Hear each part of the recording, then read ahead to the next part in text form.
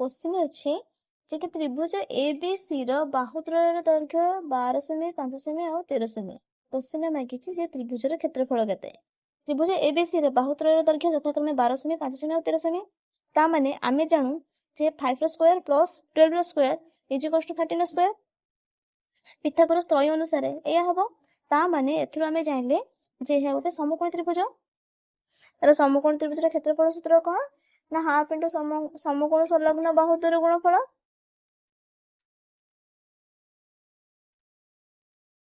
समकोण संलग्न बाहु द्वय किए ना 5 सेमी आ गोटे होची 12 सेमी ता माने 5 गुण 12 ता माने 2 रे ये कटि जीवो देखो 2 के 2 212 ताले 5 6 5 30 30 वर्ग सेमी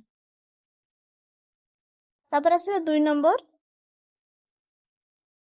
सॉरी तापर आसे सेकंड बिट रो क्वेश्चन अछि त्रिभुज एबीसी रो उच्चता हेउची एडी समान 12 सेमी और क्षेत्रफल दे दैछि 96 वर्ग सेमी भूमि मागिछि जे त्रिभुज एबीसी रो एडी हेउची उच्चता त्रिभुज ए क्वेश्चन अछि जे त्रिभुज एबीसी रे एडी होची उच्चता समान 12 सेमी और क्षेत्रफल 96 वर्ग सेमी तेबे भूमि केते तमे त्रिभुज एबीसी रे उच्चता हेउची एडी होची 12 सेमी ता माने एठु एतिक होची 12 सेमी ताहले आ कोन देछि ना क्षेत्रफल दे देछि 96 वर्ग सेमी ताले भूमि मागिछि आमे लिखिबा त्रिभुज एबीसी रे एडी समान 12 सेमी एहार क्षेत्रफल समान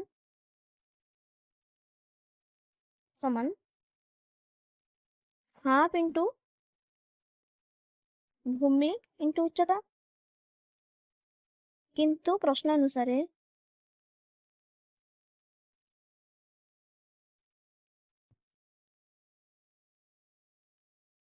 एहार क्षेत्रफल समान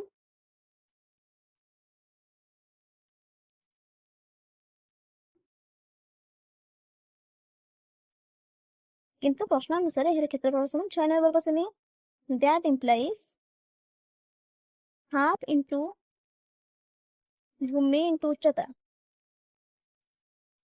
समान 96 वर्ग सेमी जितेबेले आमे कैलकुलेशन करबा से समय आमे वर्ग सेमी कोनोसी एकक वर्ग सेमी हो किबा सेंटीमीटर हो किबा मीटर हो कहार भी एकक बसेबा नाही एठारे 2 आ 12 कटि जबो 2 के 2 212 ता माने एठारे भूमि गुणन 6 अछि आमे जति 6 टा को समान सेपट को नै जिबा एठारे गुणन हे के अछि 6 समान सेपट को जिवो ताले से हरण हे के आसीबो हरण हे जिवो दैट इंप्लाइज भूमि समान 96 डिवाइडेड बाय 6 6 रो जदी काटिबा 6 के 6 थर्ड बिट क्वेश्चन अछि जे त्रिभुज एबीसी एक समबाहु त्रिभुज जहार क्षेत्रफल होचे 25 √3 वर्ग एकक एहर बाहुर दैर्घ्य मागिछि आमे समबाहु त्रिभुजर क्षेत्रफल सूत्र कोन जानछि ना √3/4 * बाहुर स्क्वायर मन कर समबाहु त्रिभुजर बाहुर दैर्घ्य समान x एकक एहर क्षेत्रफल समान हाफ इंटू सॉरी भूल कइली एहर क्षेत्रफल समान √3/4 * x रो स्क्वायर x * x रो स्क्वायर वर्ग एकक किंतु प्रश्न अनुसार एहर क्षेत्रफल समान 25 √3 वर्ग एकक that implies √3/4 * x square is equals to 25 √3 that implies देखो एटा √3/4 गुणन हे के अछि एठारे एठारे √3/4 गुणन हे के अछि ता माने एटा जते सेपट को जीवो समान सेपट को जीवो तामे एटा हरण हे जीवो आहुरी इजी तुम कहूची एठारे √3 गुणन हे के अछि किंतु 4 टा हरण हे के अछि जदि समान सेपट को जीवो ताहेले 4 टा गुणन हे के रहइबो आ √3 टा हरण हे जीवो जति में लिखिबा that implies x square is equals to 25 √3 * 4/√3 √3 कटि गला ताले 25 टा होते 100 ता माने x square is equals to 25 ता माने x square is equals to 100 पाइले that implies x is equals to √100 ता माने 100 रे रूट हो 100 रे वर्गमूल होची केते ना 10 ता माने 10 एकक आमे ताले समबाहु त्रिभुजर तापर लिखिबा अतएव समबाहु त्रिभुजर दैर्घ्य 10 एकक तापर 4 नंबर क्वेश्चन अछि बा आईवीए नंबर क्वेश्चन अछि त्रिभुज एबीसी समबाहु त्रिभुजर क्षेत्रफल 25 √3 वर्ग सेमी हेले एहर उच्चता केते ଆମେ ଆଗରୁ ଜାଣିଛେ ଯେ ସମବାହୁ ତ୍ରିଭୁଜର ଯଦି ବାହୁର ଦୈର୍ଘ୍ୟ ଥିବ ତାହେଲେ ଏହାର କ୍ଷେତ୍ରଫଳ ହବ ଯେ √3/4 ଇଣ୍ଟୁ ବାହୁର ସ୍କୋୟାର, କିନ୍ତୁ ଯଦି ଉଚ୍ଚତାର ଦତ୍ତ ଥିବ ତାହେଲେ ହବ 1/√3 ଇଣ୍ଟୁ ଏଚର ସ୍କୋୟାର ବା ହାଇଟ୍ର ଉଚ୍ଚତାର ସ୍କୋୟାର। ବା ମନେକର ସମବାହୁ ତ୍ରିଭୁଜର ଉଚ୍ଚତା ସମାନ x,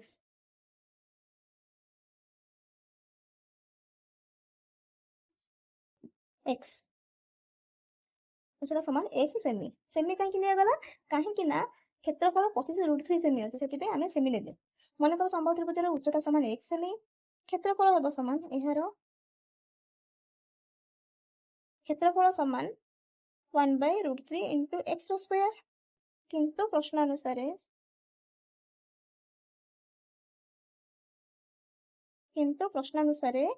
1/√3 ଇଣ୍ଟୁ x ର ସ୍କୋୟାର ଇଜ ଇକ୍ୱାଲ୍ସ ଟୁ 25√3। ବୁଝି? କିନ୍ତୁ ପ୍ରଶ୍ନ ଅନୁସାରେ 1/√3 into x square is equals to 25√3 ବର୍ଗ ସେମି। x square is equals to 25√3 ଗୁଣନ ଏଠାରେ 1/√3 ଅଛି, ତା ମାନେ ସମାନ ସେପଟକୁ ଗଲେ ହେଇଯିବ √3/1, ତା ମାନେ √3 ମଲ୍ଟିପ୍ଲାଏ ହେଇଗଲା, √3 ଦିଟାକ ମଲ୍ଟିପ୍ଲାଏ ହେଲା ପରେ ନର୍ମାଲ 3 ହେଇଯିବ।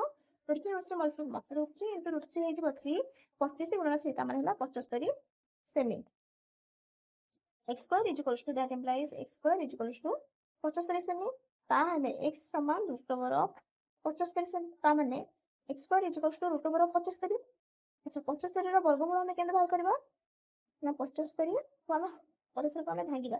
ଏକ ଘରେ 5 ଅଛି, ତା ମାନେ ଏହା 5 ରେ ବିଭକ୍ତ ହବ। ଏକ ଘରେ 5 ଅଛି, ତା ମାନେ ଏଟା 5 ଦ୍ୱାରା ବିଭାଜ୍ୟ ହବ। 5 କି 5, 5 5 25, ପୁଣି 5 କି 15, ଦିଟା 5 ହେଇଗଲା, ଆମେ ଗୋଟେ 5 ଲେଖିବା। ଯେହେତୁ 3 ର କୌଣସି କେହି ସାଙ୍ଗ ନାହାନ୍ତି, ସେଥିପାଇଁ ଆମେ ତାକୁ √3 ଭିତରେ ରଖିବା। ତାହେଲେ ହେଲା x ଇଜ ଇକ୍ୱାଲ୍ସ ଟୁ 5√3 ସେମି। ଅତଏବ ସମବାହୁ ତ୍ରିଭୁଜର ଉଚ୍ଚତା 5√3 ସେମି, 5√3 ସେମି।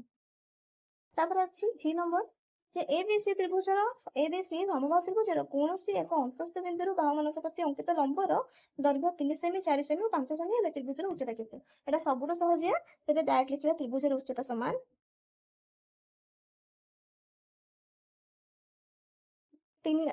ତେବେ ତ୍ରିଭୁଜର ଉଚ୍ଚତା ସମାନ 3 ସେମି ଯୁକ୍ତ 4 ସେମି ଯୁକ୍ତ 5 ସେମି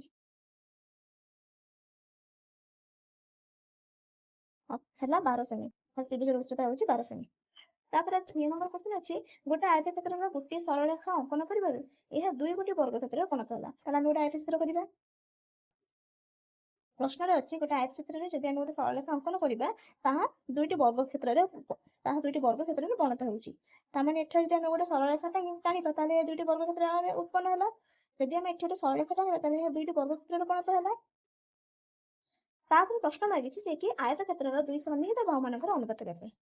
ତା ମାନେ ଆୟତକ୍ଷେତ୍ର ଏଇଟା ଯଦି ଏଇଟା ବଡଟା ହଉଛି ଆୟତକ୍ଷେତ୍ର ନା ନାହିଁ, ଆୟତକ୍ଷେତ୍ରର 2 ସନ୍ନିହିତ ବାହୁ ମାନେ ଲଗାଲଗି ବାହୁ, ଗୋଟେ ଏଇଟା ଆଉ ଏଇଟା, ଏଇ ଦି ଜଣଙ୍କର ଅନୁପାତ ମାଗିଛି।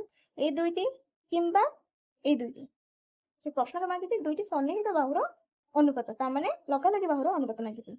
ଆମେ ତା ନାଁ ଦେବା ଏ ବି ସି ଡି, ଆ ନାଁ ଦେବା x ଆଉ y। ଦେଖ ଯଦି ହେଲା x ଆଉ y, ମନେକର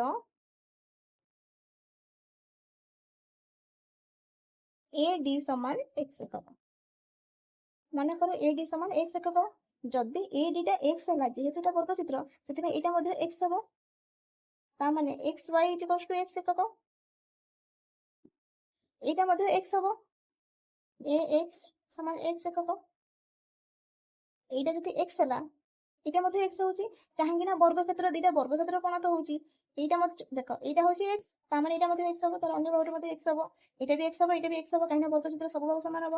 ଏଇ ଚତୁର୍ଭୁଜରେ ଏଇଟା ଯଦି x ହେଲା ତାହେଲେ ଏଇଟା ମଧ୍ୟ x ହବ, ଏଇଟା ମଧ୍ୟ x ହବ, ଏଇଟା ବି x ହବ। ଆମକୁ ଦରକାର ୟାର ଭ୍ୟାଲୁ ଅଲରେଡି ଆମେ ପାଇଯାଇଛେ, x ନେଇଯାଇଛେ, ତାମାନେ ଆମକୁ ୟାର ଭ୍ୟାଲୁ ଦରକାର, କାହିଁକି ନା ଆମକୁ ପ୍ରଶ୍ନ ମାଗିଛି ଅନୁପାତ କେତେ। ତା ମାନେ ax ସମାନ x ଏକକ, ପୁଣି xb ସମାନ x ଏକକ। ଆୟତକ୍ଷେତ୍ରର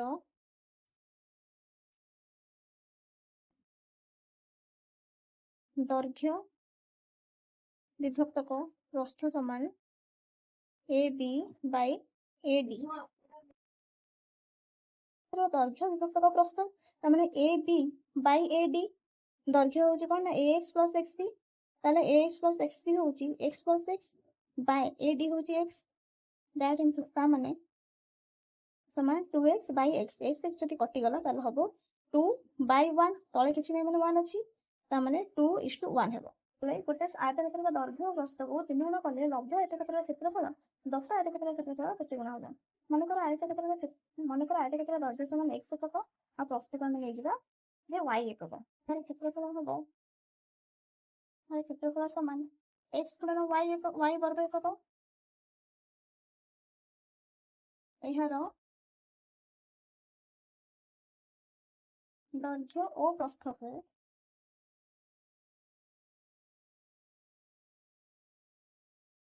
ଦୈର୍ଘ୍ୟ ଓ ପ୍ରସ୍ଥକୁ 3 ଗୁଣ କଲେ, ଦୈର୍ଘ୍ୟ ଓ ପ୍ରସ୍ଥକୁ 3 ଗୁଣ କଲେ ହେବ ସମାନ, ଦୈର୍ଘ୍ୟ ଓ ପ୍ରସ୍ଥକୁ 3 ଗୁଣ କଲେ ହେବ ସମାନ, ଦୈର୍ଘ୍ୟ ପ୍ରସ୍ଥକୁ 3 ଗୁଣ କଲେ ହେବ ସମାନ 3x ଓ ପ୍ରସ୍ଥ ହେଇଯିବ 3y, ତେବେ କ୍ଷେତ୍ରଫଳ ହେବ ସମାନ 3x into 3y, ତା ମାନେ 9xy ବର୍ଗ ଏକକ।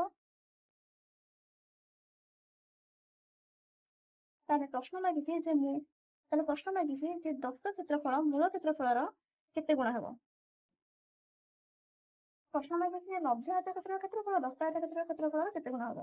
ପ୍ରଥମ କ୍ଷେତ୍ରଫଳ ପାଇଥିଲା x, ପ୍ରଥମ କ୍ଷେତ୍ରଫଳ ପାଇଥିଲେ ଆମେ xy, ତ ଏବେ ପାଇଲେ 9xy, ତାହେଲେ ଉତ୍ତର ହବ ଯେ 3 ଗୁଣ ହେବ। ତାପରେ ନେକ୍ସଟ କ୍ୱେଶ୍ଚନ ଅଛି, ଗୋଟେ ଆୟତକ୍ଷେତ୍ରର ଗୋଟିଏ ବାହୁ 4 ମିଟର ଆଉ ଗୋଟେ କର୍ଣ୍ଣର ଦୈର୍ଘ୍ୟ 5 ମିଟର ହେଲେ କ୍ଷେତ୍ରଟିର କ୍ଷେତ୍ରଫଳ କେତେ? ତାହେଲେ ଗୋଟେ ଆୟତକ୍ଷେତ୍ର କହିଛି, ତାହେଲେ ଆମେ ଜାଣିଛୁ ଆୟତକ୍ଷେତ୍ରର କ୍ଷେତ୍ରଫଳ ସୂତ୍ର କ'ଣ ନା ଦୈର୍ଘ୍ୟ ଗୁଣନ ପ୍ରସ୍ଥ, ତାହେଲେ ଏହାର ଅନ୍ୟ ବାହୁର ଦୈର୍ଘ୍ୟ ସମାନ, ଅନ୍ୟ ବାହୁର ଦୈର୍ଘ୍ୟ ସମାନ 5 ର square minus 4 square, 5 square minus 4 square metre, that implies 25 minus 16 3 metre, ଉତ୍ତର ବାହାରିଲା ତାହେଲେ 3 ମିଟର। ତାମାନେ ଆମେ ଅନ୍ୟ ଏକ ବାହୁର ଦୈର୍ଘ୍ୟ ପାଇଗଲେ, ଆମ ପାଖରେ ଗୋଟିଏ ବାହୁର ଦୈର୍ଘ୍ୟ ଥିଲା ଯେ କି 4 ମିଟର, ତାମାନେ ଏହାର କ୍ଷେତ୍ରଫଳ ସମାନ 3 ଗୁଣନ 4, 4 ସମାନ 4 12 ସେମି, 3 ଗୁଣନ 4 ସମାନ 12 ବର୍ଗ ମିଟର। ତାପରେ ix ନମ୍ବର ଅଛି ଯେ ଗୋଟିଏ ବର୍ଗକ୍ଷେତ୍ରର କର୍ଣ୍ଣର ଦୈର୍ଘ୍ୟ 4 ସେମି ହେଲେ ବର୍ଗକ୍ଷେତ୍ରର କ୍ଷେତ୍ରଫଳ କେତେ?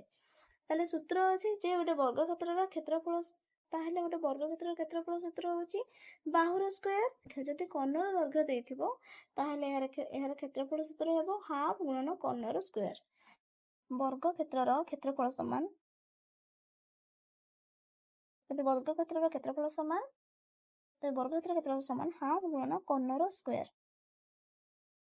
ତାହେଲେ କର୍ଣ୍ଣ ଦେଇଦେଇଛି କେତେ ନା 4, ତାହେଲେ 4 ର ସ୍କୋୟାର ହାଫ୍ ଗୁଣନ 4 ର ସ୍କୋୟାର ହେଉଛି 16, 2ରେ କାଟିଲେ ହେଉଛି 8, 2ରେ କାଟିଲେ ହେଉଛି 8 ବର୍ଗ ସେମି। ତାପରେ x ନମ୍ବର ଅଛି, ଗୋଟିଏ ବର୍ଗକ୍ଷେତ୍ର ଗୋଟିଏ ସମବାହୁ ତ୍ରିଭୁଜର ବାହୁର ଦୈର୍ଘ୍ୟ ସମାନ, ତେବେ ସେମାନଙ୍କର କ୍ଷେତ୍ରଫଳର ଅନୁପାତ।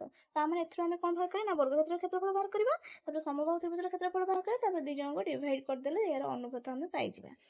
ମନେକର ବର୍ଗକ୍ଷେତ୍ରର ବାହୁର ଦୈର୍ଘ୍ୟ ସମାନ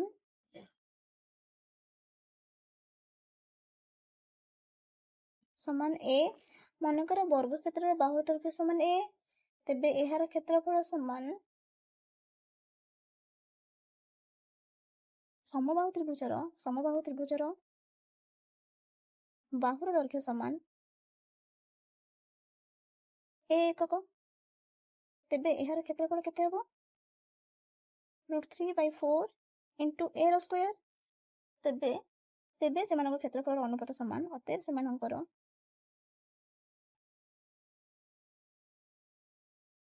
a square divided by √3/4 a square କଟିଗଲା, ତା ମାନେ ଯଦି ଦେଖ 1/√3/4 ଅଛି, ତା ମାନେ 4 ଉପରକୁ ପଳେଇବ, 4/√3 ହେଲା, ତାହେଲେ ଅନୁପାତ ହେବ 4:√3 ଏକକ, ତାହେଲେ ଅନୁପାତ ହେବ 4:√3। ତାପରେ ନେକ୍ସଟ କ୍ୱେଶ୍ଚିନ୍ ଅଛି IX ନମ୍ବର ଏକ ସମକୋଣ ସମଦ୍ୱିବାହୁ ତ୍ରିଭୁଜର ପ୍ରତ୍ୟେକ ସମାନ ବାହୁର ଦୈର୍ଘ୍ୟ 4 ସେମି ହେଲେ ଏହାର ସମକୋଣରୁ କୋଣ ପ୍ରତି ଅଙ୍କିତ ଲମ୍ବର ଦୈର୍ଘ୍ୟ କେତେ? ତାମାନେ ଗୋଟେ ସମକୋଣ ସମଦ୍ୱିବାହୁ ତ୍ରିଭୁଜର ପ୍ରତ୍ୟେକ ସମାନ ବାହୁର ଦୈର୍ଘ୍ୟ ଦେଇଛି 4 ସେମି, କୋଣ ପ୍ରତି ଅଙ୍କିତ ଲମ୍ବର ଦୈର୍ଘ୍ୟ କେତେ? ତାମାନେ ସମକୋଣ ସମଦ୍ୱିବାହୁ ତ୍ରିଭୁଜର ସମାନ ବାହୁର ଦୈର୍ଘ୍ୟ ଦେଇଛି, ତାହେଲେ ସମାନ ବାହୁର ଦୈର୍ଘ୍ୟ ସମାନ 4 ସେମି। ତାମାନେ କୋଣର ଦୈର୍ଘ୍ୟ ହେବ ସମାନ, ତାମାନେ କୋଣର ଦୈର୍ଘ୍ୟ ସମାନ ବାହୁର ଦୈର୍ଘ୍ୟ ସମାନ 4 ସେମି, କୋଣ ହେବ 4√2 ସେମି। ତେବେ ଯଦି ସମାନ ବାହୁର ଦୈର୍ଘ୍ୟ 4 ସେମି ହେଲା ତେବେ କୋଣ ହେବ 4√2 ସେମି। ମନେକର ସମକୋଣରୁ କୋଣ ପ୍ରତି ଅଙ୍କିତ ଲମ୍ବ ସମାନ x ସେମି। ମନେକର ସମକୋଣରୁ କୋଣ ପ୍ରତି ଅଙ୍କିତ ଲମ୍ବ ସମାନ x ସେମି, ଅତଏବ ହାଫ ଗୁଣନ 4√2 ଗୁଣନ x = ହାଫ ଗୁଣନ 4 ଗୁଣନ 4। That implies 2√2 2 2 କଟିଗଲା, 2√2 x = 8। ଏଠି ମଧ୍ୟ 2 2 4 କଟିଗଲା, ତାମାନେ 2√2 x = 8।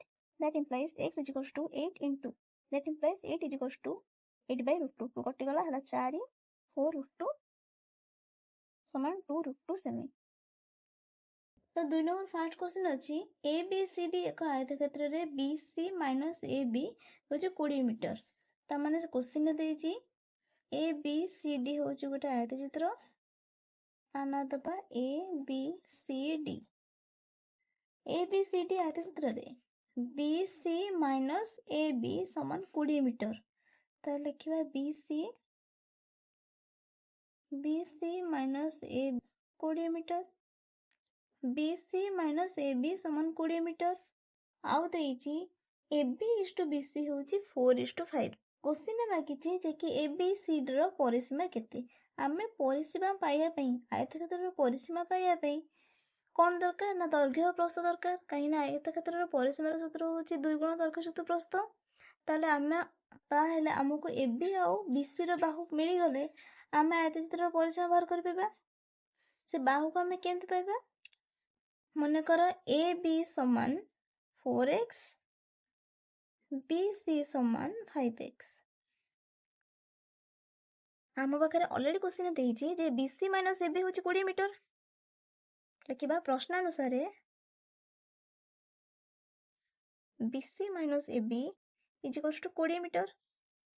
That implies BC ହେଉଛି 5x, 5x - 4x ସମାନ 20 ମିଟର, ସମାନ 20 ମିଟର।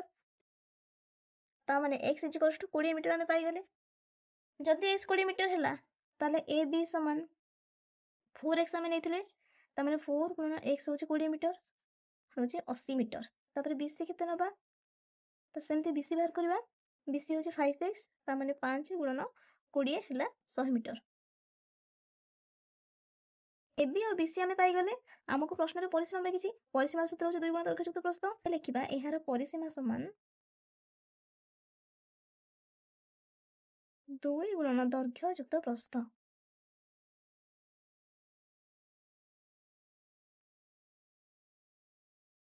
ଦୈର୍ଘ୍ୟ ଆମେ ପାଇଯାଇଥିଲେ, BC ହେଉଛି ଦୈର୍ଘ୍ୟ ଆମେ ପାଇଯାଇଥିଲେ, ଯାହାକି BC ହେଉଛି 100 ମିଟର। 100 ଯୁକ୍ତ ପ୍ରସ୍ଥ ହେଉଛି AB ହେଉଛି 80 ମିଟର। ତାହେଲେ 2 ଗୁଣନ 180, 18 2 36, ଶୂନ ପାଇଁ ଗୋଟେ ଶୂନ ବସେଇବା, 360 ମିଟର। ତାପରେ क्वेश्चन नंबर 2 ଅଛି। Then 2 number second fit question ଅଛି ଯେ ABCD ବର୍ଗଚିତ୍ରର ପ୍ରତ୍ୟେକ ବାହୁର ଦୈର୍ଘ୍ୟ 4 ସେଣ୍ଟିମିଟର ବୃଦ୍ଧି କଲେ କ୍ଷେତ୍ରଫଳରେ 60 ବର୍ଗ ମିଟର ବୃଦ୍ଧି ହୁଏ। ତେବେ ବାହୁର ଦୈର୍ଘ୍ୟ କେତେ? ମନେକର ବର୍ଗକ୍ଷେତ୍ରର ବାହୁର ଦୈର୍ଘ୍ୟ ସମାନ, x ସେଣ୍ଟିମିଟର।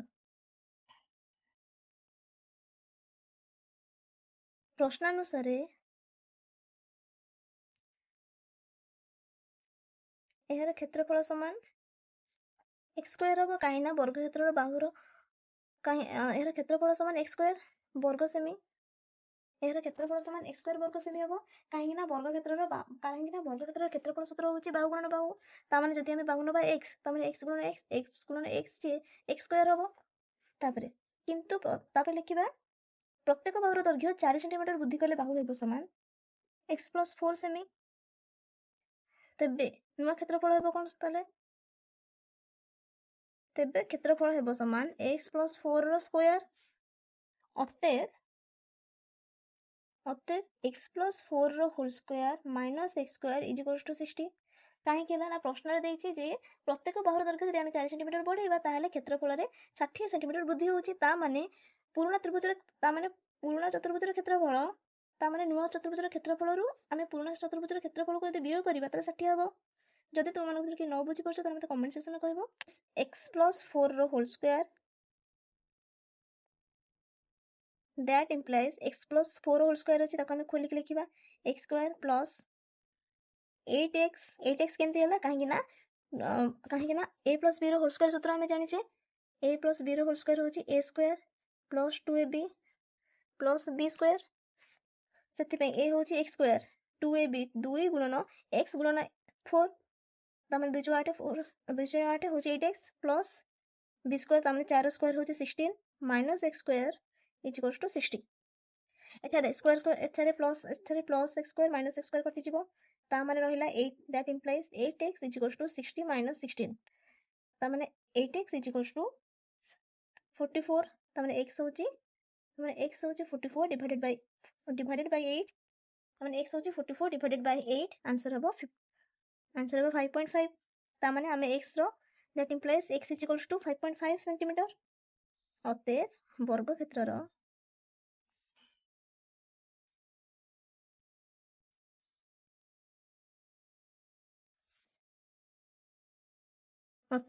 बाहुर दैर्घ्य 5.5 सेमी। तापर नेक्स्ट अछि तापर थर्ड मीटर क्वेश्चन अछि गोटे समद्विबाहु त्रिभुजर परिसीमा 18 सेमी भूमि और एक समान बाहुर दैर्घ्यर अनुपात 8:5 सेमी हेले दैर्घ्यर अनुपात 8:5 हेले त्रिभुजर क्षेत्रफल निरूपण करो।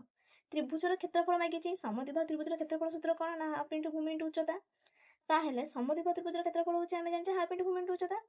आम पाखे दीटा बाहुर दैर्घ्य अच्छी माने पर्टिकुलर ताने आम पाखे दीटा बाहुर दैर्घ्यर दत्त दे देइछि ताने आम पाखे भूमि और बाहुर दैर्घ्यर अनुपात दिया जाइछि किंतु उच्चता दिया जाइनि।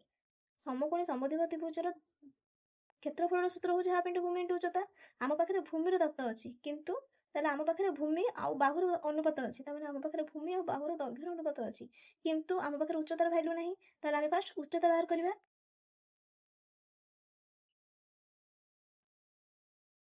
यह हूँ गोटे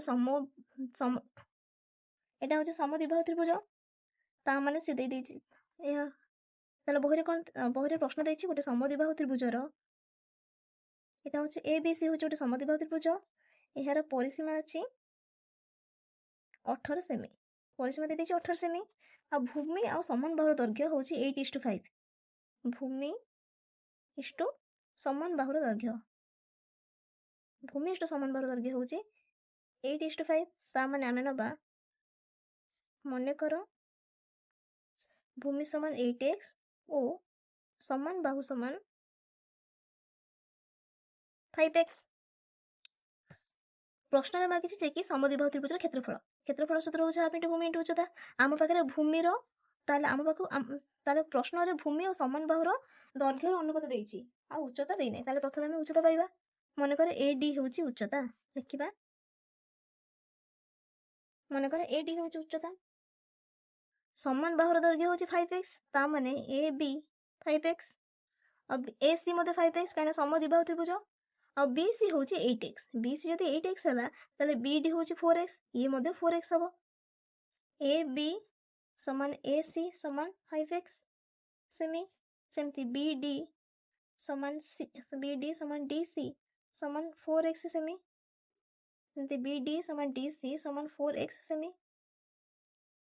एटा गोटे समकोणी त्रिभुज ना नहीं ताले आमे जानिछे समकोणी त्रिभुज रे AD रो वैल्यू आमे कोन ताले आमे जानिछे AD रो वैल्यू एटा गोटे समकोणी त्रिभुज जदि एटा समकोणी त्रिभुज भली आमे जदि एटा समकोणी त्रिभुज हला ताले एटा होची बेस एटा होची हाइपोटेनस एटा होची परपेंडिकुलर ता माने आमे आगुरु जानिछे पिथागोरस ता माने आमे आगुरु जानिछे जे p square is equals to ता माने आमे आगुरु जानिछे जे h square minus b square ता माने आमे आगुरु जानिछे p is equals to root over of a square minus b square ता माने आमे आगुरु जानिछे p is equals to a square minus b square root over ताहेले आम पाखे दत्त एतिके देइछि AD समान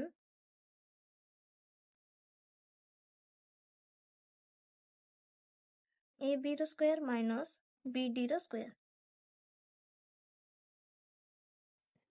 एडी समान root over of A B रो स्क्वायर माइनस बी डी रो स्क्वायर ताले ए बी थिला हमर 5 ताले ए बी थिला 5x एंड बी डी थिला ए बी थिला 5x एंड बी डी थिला 4x 5x square minus 4x square 5 5 25 5 25 25 25x square minus 16x square root over हला 9x स्क्वायर तार आंसर हो 3x हला 9x स्क्वायर ताहले AD समान 3x पाई गले प्रश्नानुसार प्रश्नानुसार 3 बाहुर समष्टि होउची परिसीमा ताले 5x plus 5x plus 8x is equals to 18 semi ताले 8x is equals to 18 and x is equals to 18 by 18 हैला 1 सेमी ताले a b थिला 5x ताले 5 गुणा 1 समान 5 सेमी b c पाई गेला हमें 8 सेमी सेमती ad हमें पाई गेला 3 सेमी ताले सेमती ad हमें पाई गेला 3 सेमी a b c त्रिभुजर क्षेत्रफल समान एबे लिखिबा ए बी सी त्रिभुजर क्षेत्रफल समान हाफ इंटू भूमि इंटू उच्चता आमे भूमि भी पाई गले आ उच्चता भी आमे बाहर कर जैथिले जहारे कि एडी थिला तले एबे हाफ इंटू भूमि इंटू उच्चता पकेबा समान 12 सेमी बाहरला तले अत्ते समद्विबाहु त्रिभुजर क्षेत्रफल समान 12 सेमी अत्ते समद्विबाहु त्रिभुजर क्षेत्रफल 12 सेमी